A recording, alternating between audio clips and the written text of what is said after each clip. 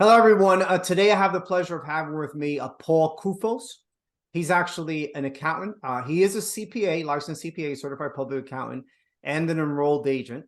We're going to talk about accounting accounting and taxes in regards to residential real estate.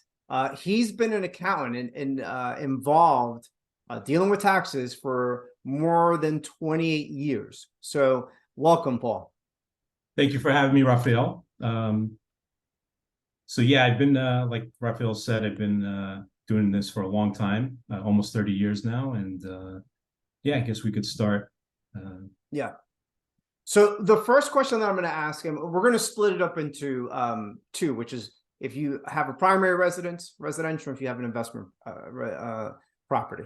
The first, I really deal with a lot of primary people that have primary residence. So we're going to focus on that first, which is if you own a property or about to buy a property that you're going to live in, what are the tax benefits or what are some of the things that people should look out for while they're in ownership of that property? So the tax benefits while you're an owner is basically you have the mortgage. Most people will buy with a mortgage. It's very rare that you have someone buying with cash, but you do have that. But the tax advantages are you get to deduct your mortgage interest. That's the first thing. You also get to deduct the property tax that you pay on the property. Now, it could be a condo, it can be a co-op, it can be a one-family home. There are limitations to how much you can deduct as far as like mortgage interest. So there have been some changes in the tax law in 2017 where it used to be where you can deduct interest of interest on $1 million mortgage. So like if your mortgage was $1 million, you can deduct the interest on that total $1 million. Now, if you bought a house after 2018 or in 2018 and up until now, that dropped down to 750. So what that meant was that if you did have a mortgage that was $1 million, you can't write off the full interest on that $1 million. You can only write off the interest on the first 750,000 of that mortgage. Now, some people don't have mortgages that high, but in the event that your mortgage goes over 750,000, you actually have to prorate that interest based on the 750,000 of that total amount. And then you also have the property tax. Now, the property tax, that's another change that happened too. So it used to be better before the 2017 change, where you used to be able to write off all your mortgage interest. Now you're capped at the SALT. So I won't get into detail what that is. If anybody wants to look it up, it's basically a cap on the amount of taxes you can write off at 10,000, and that's for someone that's single, or if that's someone that files jointly. The cap is 10,000 both ways. So okay. Now, if you choose to sell and break it down into, okay, when you sell, go down to like cost basis and anything else that's deductible. If you're looking to sell, what should you be looking at? A primary residence. Yeah. So if you're selling, you had to have lived there at least 2 out of the last 5 years. So if you bought a house, if you bought a house and you sell it the same year, then you won't get that benefit. So in order to get that benefit, you would have had to at least live there 2 years. So you had to have at least owned the house, primary residence, at least 2 years. But if you owned it longer than that, it doesn't mean you had to have lived there consecutively 2 years. Now, when you're selling, you get this exclusion, and it's a $250,000 exclusion that you're allowed to get per owner. So now if you're single and you sell, so you get the exclusion of the 250. Now, if you're married, you both get it. You get the 250 each. So now you're at $500,000. So that could be a significant savings if you're selling your house and you made money on it. So if you bought a house in New York and you held on to it for 10 years and now it's worth $500,000 more than what you purchased it, then you're paying no tax when you sell it. You actually are collecting that extra $500,000 and paying no tax on it because of that exclusion. And then there are other things to factor in, which, like Raphael said, is the cost basis of the house. So let's say you bought the house for again, $500,000, and you put into it another 250,000, your cost basis now went to 750 from the original 5 that you purchased it. You added another $250,000 of cost basis to the home. So now let's say you turn around and you sell it for for $1 million. Your gain is now 250 and not 500,000 because you're actually adding in that additional improvement that you made. In any case, if that were the case, and let's say you did this and you're single, you'd pay no tax either way because it's your primary residence and your gain was 250 because you're filing as your primary residence and you had lived there at least 2 years out of the 5. You're paying no gain when you sell it. And then the same thing if you're married. The difference is you get 500,000 instead of 250. Okay. So pretty much if you were to sell, because the cost basis, just to let everybody know, is what you purchased the house for, which in that example is 500,000. Right. And then what ends up happening is the cost basis is what I guess the IRS is going to look at to counter what your gain is. So if you sell $1 million, right? The 500,000, that's what they're going to be looking at. You add the 250 because of home improvements, but also let's say transaction costs, right? If they were like 50,000, now your cost basis is 800. Oh yeah. If you're selling for $1 million and it's your primary residence again, and if you're single, you automatically the 250. In that case, you're not going to owe any taxes. So that's why it's important. I always tell people to, sit down with their accountant, right? To just basically go over a few things. And I give them like a net sheet. Be like, look, this is the net sheet that you're going to have. Sit down with your accountant so that you kind of are clear that you're not going to owe any taxes, or if you owe taxes, you could be paid for it. Yeah, I definitely think that any kind of transaction, especially your primary residence, definitely you should sit down with your accountant and just figure out what you're looking at before you sell. So it'd be good to know that. It's good to know what you paid for it, add up all your costs that are going towards your basis, and then at the end of the day, you find out what your net number is going to be. So now in that example, if your net number is going to be 200,000, you say, okay, wow, I have a net profit of 200, but I also have the exclusion of the 250. So now I'm not going to pay any tax because I qualify for that exclusion. It's also called Section 121 on the IRS code. So yeah, I mean, that's something, because the thing is, if you have no idea and you sell a home, and I've had this happen. I've had it where clients, they didn't know about the Section 121. They had no idea they can get an exclusion for it. They just, some people they just don't know. Some people do, but and then when I told them about it, it just made a big difference. It actually it could either make you wait and say, well, now I can, hold off and sell it for more, or, it depends on your situation, obviously, but it's good to speak to someone about that, especially an accountant or, an accounting professional to guide you through that, because it's not people's thing. That's not what they're good at. If they're not doing, if they're not in real estate, then they're not good at that. So it is good to speak to a tax professional to guide you through that. Okay. And now what about depreciation? Does that count if you're selling in a primary residence or? Not in a primary residence. Okay. So, unfortunately, the depreciation only comes in play when you are involved in investment property. Property. Okay. But your primary residence can be investment property as well if you have like a 2-family home. So because it could be part where you're living in, and that's your primary residence, but it also could be part investment property. So there's in that case, there would be depreciation. It wouldn't be depreciation on the full house. It could be depreciation on half the house, because if it's a 2-family home, then you're depreciating on only half of the home. Plus, if the improvements are for that part of the house, let's say you needed a new kitchen for that apartment, that second family apartment that you're renting out, then maybe you're depreciating just that. And then that's going against the rental income that you're collecting. But that's like a whole different story.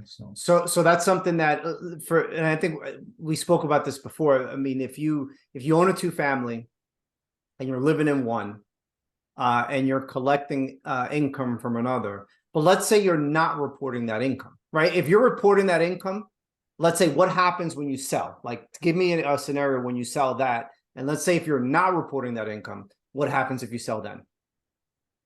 So if you're not reporting the income, as far as the IRS knows, that's your primary residence and you're living there. And there is no, it's the same as if you had a one-family home. So if you have a two-family home, you're not reporting the income, or if you're not renting it out, it's yours, then it's the same thing. You're still getting that exclusion. Now, if you are renting it out, then you've already let the IRS know, because when you rent it out, you actually have to fill a Schedule E form that lists your income minus all your expenses. So once that's filled out on your tax return each year, then the IRS knows. They know that you're renting out some, they don't know exactly what it is. Well, they do, because you're actually listed as a multifamily or like a condo, whatever. So the IRS does know once you fill out that Schedule E. So they know that you are renting that, either the whole thing or part of it. They know about it. If you're not filling that out and you're not reporting that, the IRS has no clue. So as far as they know, that's your primary residence. Yeah. Yeah. But what happens is, let's say you're not reporting that income, then when you decide to sell, you're only going to get an exclusion on a portion of the cost basis, right? Like, how does that work exactly? No, well, the thing is, if you have a two-family home and you are reporting it on Schedule E, then you only get a portion of the exclusion, and then you actually will have to recapture some of the depreciation that you're taking, because you're using it as part investment and part primary residence. But if you're saying that you're not reporting anything, then it's almost like it's just your primary residence. Exactly. That's it. And that's yeah. it. Yeah. But if you are reporting it, Yeah.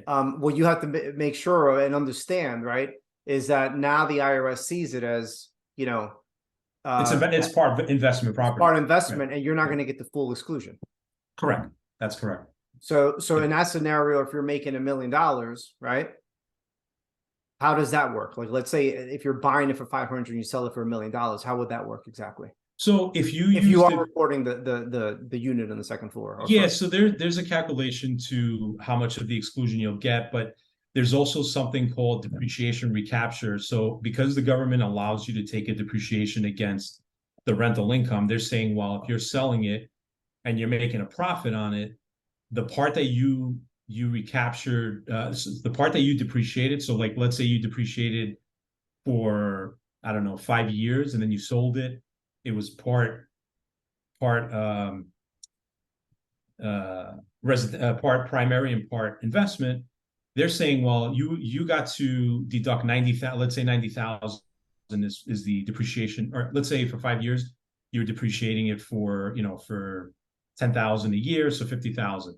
They're saying, we let you depreciate this for 50,000. Now you're selling it, you're making money on it. So because you made money on it, we're going to say you have to add that 50,000 back and pay taxes on that 50,000 that we let you. And it doesn't matter if you get the exclusion, they don't care. They're saying you're definitely paying tax on that 50,000, because when you took the deduction, you took that at your ordinary income rate, which is about, average 25%. So they're saying, well, now when you're selling the home, we're expecting you to pay tax on the minimum of that 50,000, even if you have that exclusion. And then again, that exclusion gets prorated based on the amount of days that you rented half that house. There's some factors to it, but you won't get the full amount of the exclusion. And then you will have to pay tax on that 50,000 of recapture of depreciation. So I mean, you really have to do some sort of tax planning for that. Yeah, absolutely. Especially when you have a multifamily, even if it's a primary residence and you're renting, let's say you can have a 3-family, 4-family, or 2-family, right?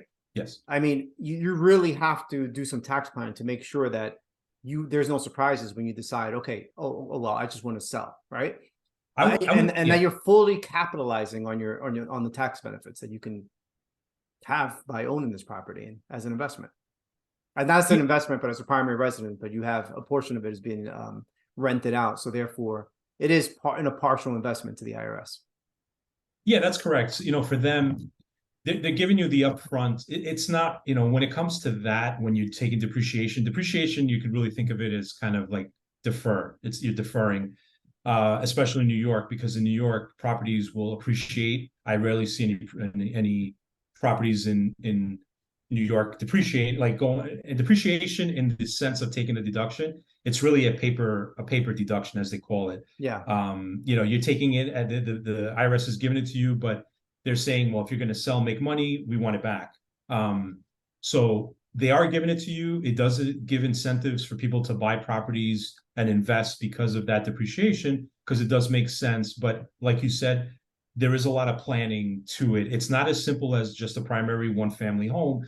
That's probably the simplest form of buying a property and being able to do yourself. Although it's smart to consult with some tax professional to figure that out. But the two family house where you're living in one part of it and renting out the second, you should always consult with a tax professional and just have kind of like a guide of how that's going to work out, especially if you're planning to sell.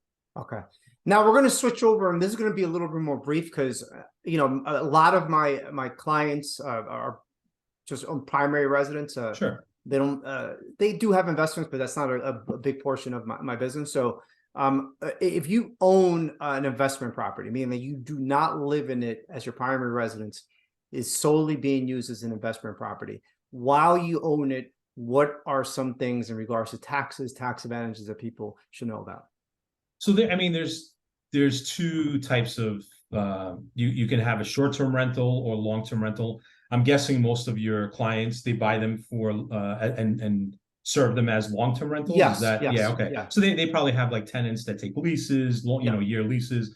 Yeah, because short-term rentals are a little different, well, much different than long-term rentals. So we'll stick to the long-term rentals. So the advantages of long-term rentals on investment property are you can depreciate. So you can depreciate the building most of the time. And most of my clients that I have, especially when they first purchase the building, let's say they have a 4-unit building and they're renting it out, they're trying to minimize their tax liability at least the first couple of years. So you have depreciation. Depreciation is probably one of your biggest expense that you have, especially in the beginning years, that help you lower that taxable income to zero or actually even a loss. Now, there's some misguidance on losses, and there's a lot that people are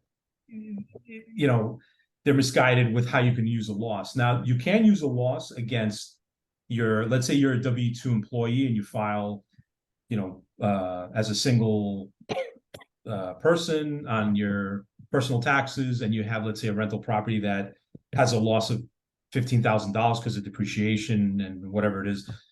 Now, if you there's thresholds in income where you can actually benefit and use that 15,000 loss against your regular income. And then there's once you go over a certain amount, you can't use it, but it doesn't get lost. It gets suspended, and it sits in a bucket on a tax form called 8285, I believe, where you can use that down the road. So the advantage is you have the depreciation where you pay no tax. You have the ability, if you make under $100,000, where you can possibly write off that loss against your regular income. And if you can't do that, it does sit in a bucket where you can actually use it later on down the road against other passive income, or if you ever sell the property, down the road. Yeah. Okay. Now, if you were to sell, you have an investment property, you've owned it for a number of years, I'm ready to sell. What are some of the things in regards to taxes, tax advantages that people should look out for? Yeah, so if you have, 1031 exchanges are something that people definitely look into. I have a lot of clients that do, because they do want to take the property and possibly make it grow and buy a different property. So they'll do 1031 exchanges. What is a 1031 exchange? So 1031 is basically, it's called a like-kind exchange, and you're basically taking one property. So let's say it doesn't have to be exactly the same type of property. So you can actually you could sell a building that's like a 3-family building or 4-unit building and buy land. So you don't actually have to sell a building for a building. Yeah. And it could be done anywhere in the United States. So it's not like you have to do it in New York because you're selling in New York. You have to buy in New York. You can sell in New York and buy in Florida. You just can't do it out of the United States. Like you can't go and buy something in London Okay. if you sold something in New York. So that's you do have to hire this intermediary that actually handles the 1031 because they're basically putting all the money in an escrow account, and the deal all has to come together at the same exact time. So they're doing the buying and the selling for you, and you're paying them for it. Yeah. The 1031 intermediary, and there are time frames where you can do this. So you have to find properties by a certain time, and then you have to close by a certain time. Okay. I forget the exact amount of days, but there are days, a certain amount of days in the year that I think it's 90 days to find the property or 120, and then 45 days to close when you do find the property. So there are some rules to the 1031 for it to be a legitimate 1031 exchange. Now, let's say you don't do the 1031. Like, what are there any deductions when you sell? Like, how does cost basis work in that when you sell an investment property? Like, tell me about a little bit more about that. Yeah, so it's similar. It's kind of similar to the selling of the primary. There, you have the cost basis of what you paid for the property. So if you paid $1.5 million for the property, that's what you're putting as your cost basis. Now, the difference between the investment property and the primary is you are doing depreciation. So you will have a depreciation recapture again here, similar to when I mentioned if you had the primary that where you had a 2-family home where you're renting one out. So there is and this is unfortunately a lot of people are not told about this. There is a depreciation recapture. So whatever you depreciated over the years, you're actually going to recapture that. And then that amount has to be recognized as ordinary. 25% is that amount has to be taxed at 25%, where the rest of the income can be taxed at the long-term gains rate. Long-term gains at maybe 15%, or if you're at high income, it could be 20%, depending on your personal income. Do you get to deduct? What about deducting? Let's say you did improvements to the building. Let's say you did. Yeah, it's similar. Like I said, it's similar to the Okay. primary residence. You will deduct the improvements. However, the only thing is when you're doing improvements throughout the life of the investment, you're actually depreciating that. So the difference is you're not really adding that back because you're already deducting that over time. Where in the primary residence, you didn't get to deduct that. You're just adding that to the cost basis. Where, like I said, for the investment, you are using that as a deduction throughout the years because you're collecting rental income. And they're giving you the ability to, let's say you do a new roof and it costs you $30,000. You're not going to get to use the $30,000 all in one shot, but you'll get to depreciate it over, a certain amount of years. And so you are using it. You're not using it. You're not going to put it back now when you sell it because you are using it over the term of the life of the roof. So for a primary, pretty much in summary, a primary is, when throughout the time, the only deduction is really interest and taxes. And then, once you sell, you have the exception, which you don't get for one family, which is if you're a single person, 250, 2 people in title, up to 500. And then at that point, you can deduct any work that you've done to the house and any of your expenses has to do with like closing transaction costs. On the flip side, on the investment side, you get to deduct actually depreciation and home improvements, whatever it was, throughout the time. But the only way to evade any taxes, because you're not going to get those exemptions, right? Correct. So the only way to do it is to maybe do a 1031 exchange, a like exchange to avoid that, or else you're going to have a tax bill, pretty much. Yeah, and at the end of the day, if you're selling more than what you paid for it, the government wants their cut. Once they're cut, you're still making money anyway. You're still making money. I mean, and you're paying the tax, and your taxes usually, like I said, 15% because you're getting a long-term capital gain. Correct. Yeah, because you're selling. Like a lot of people that are doing flips, they're going to be ordinary income, and what that means is whatever you're taxed at personally, right? Correct. That's where you're going to get taxed at. Yep. All right, Paul. Thank you so much for your time. Now, if somebody wanted to reach out to you for a consultation, how can they do that? They can call me, they can give me a call at 718-255-1921, or they can shoot me an email at paul@adk-consulting.com.